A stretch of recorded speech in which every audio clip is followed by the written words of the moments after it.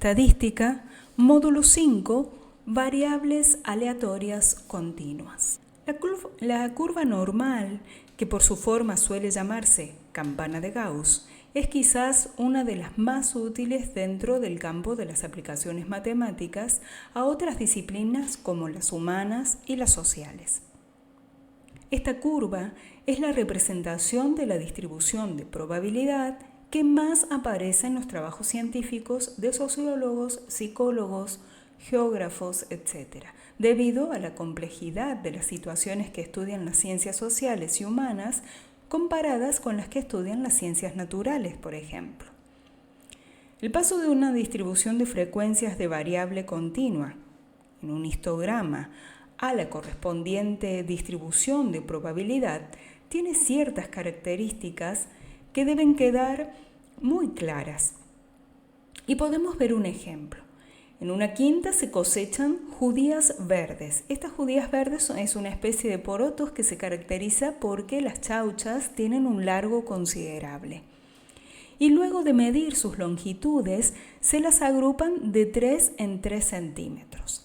El gráfico correspondiente está formado por 100 cuadritos y se pueden contar, y de acuerdo a ello es fácil calcular qué porcentaje de judías tiene entre 21 y 24 centímetros, por ejemplo.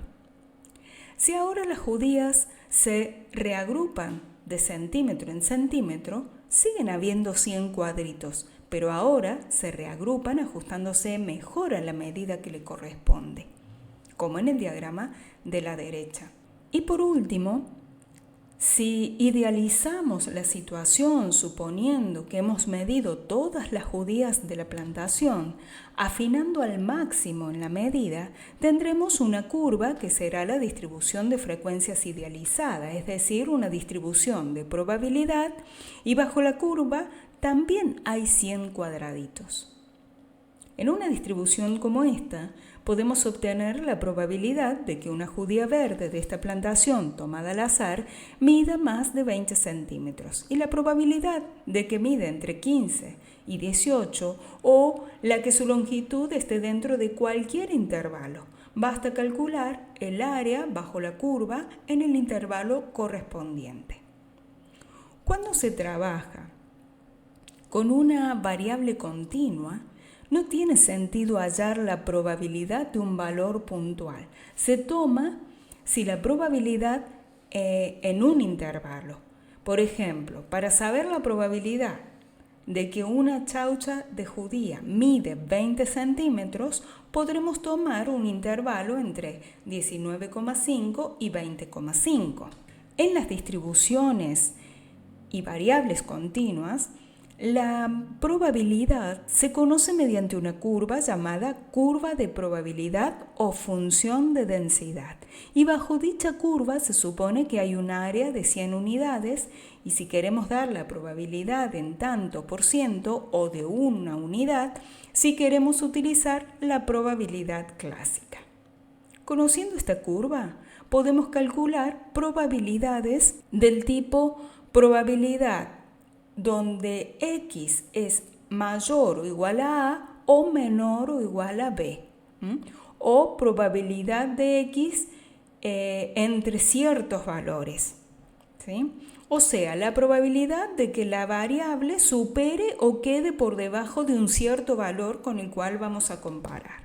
Sin duda, la distribución continua de probabilidad más importante, por la frecuencia con que se encuentra y por sus aplicaciones teóricas, es la distribución normal, gaussiana o de Laplace-Gauss.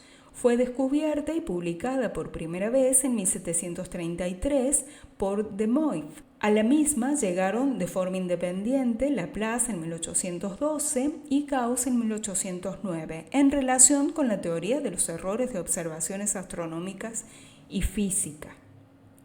La distribución normal, n, que sería mu sigma, ese par, es un modelo matemático que rige muchos fenómenos.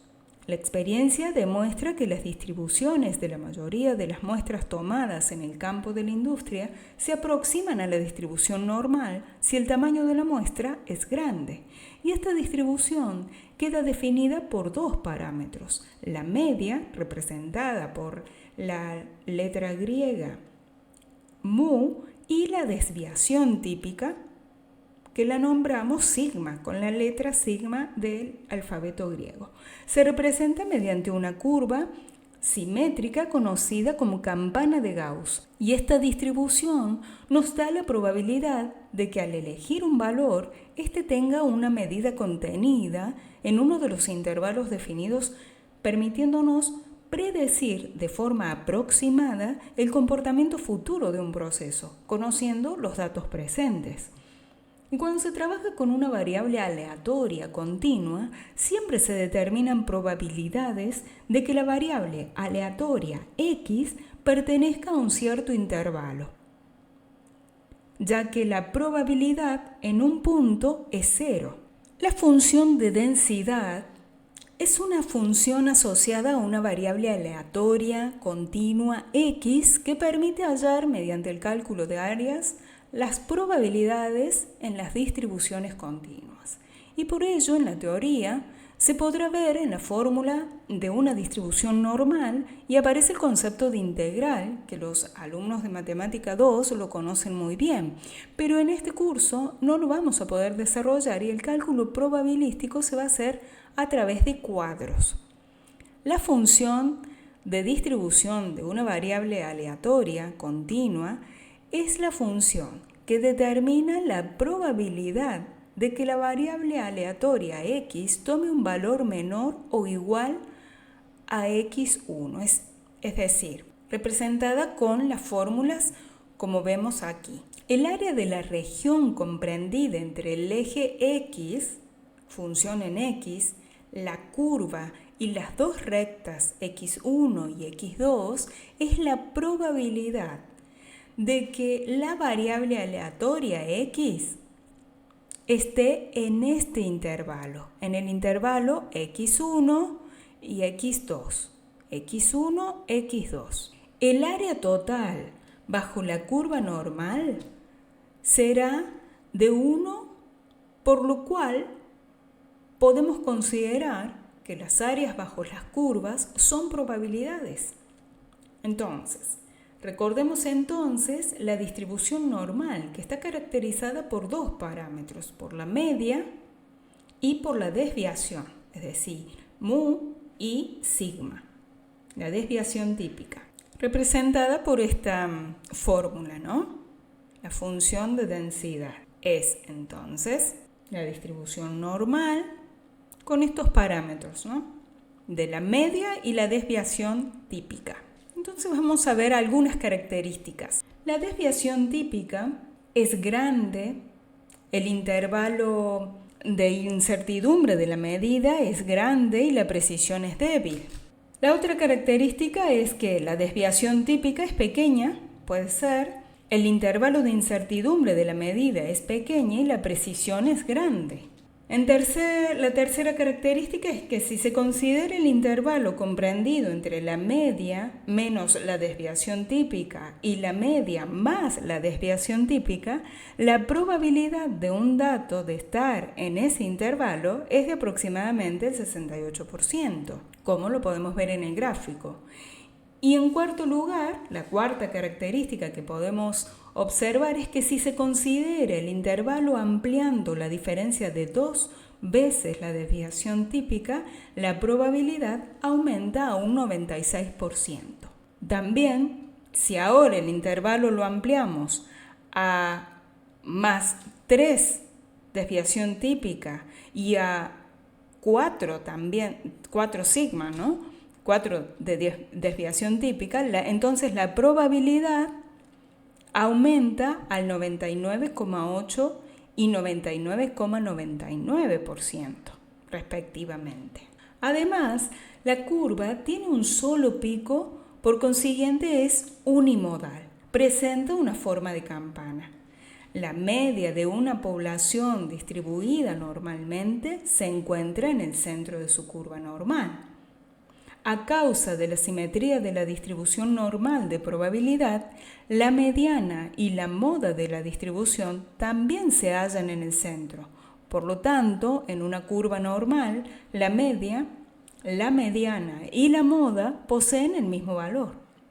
Y también tener en cuenta que las dos colas, los dos extremos de una distribución normal de la probabilidad, se extienden de manera indefinida y nunca tocan el eje horizontal.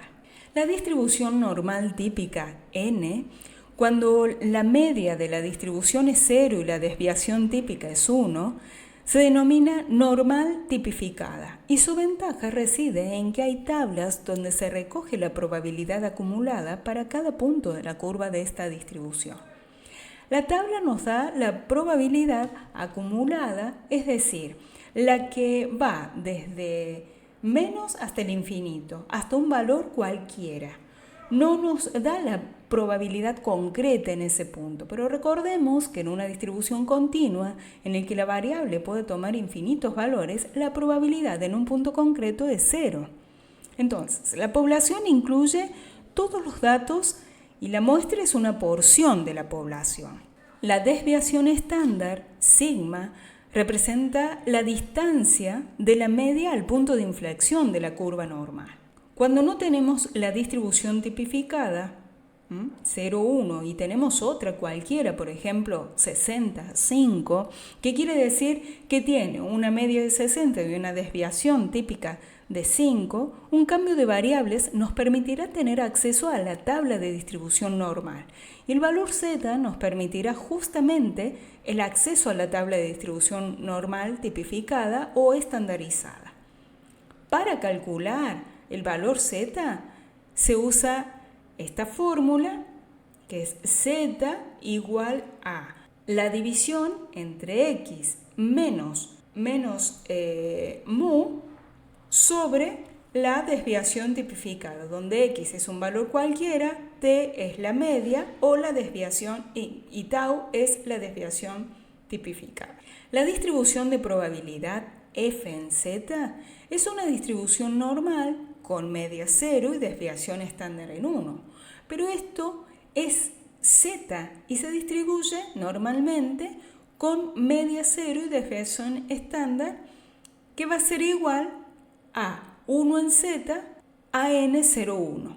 Y la gráfica de densidad de probabilidad se puede ver en los gráficos que tienen en el apunte. Entonces, la distribución f en z se encuentra tabulada en la tabla de distribución normal estándar, y en esta tabla se puede determinar los valores de z o la probabilidad de determinado valor de z.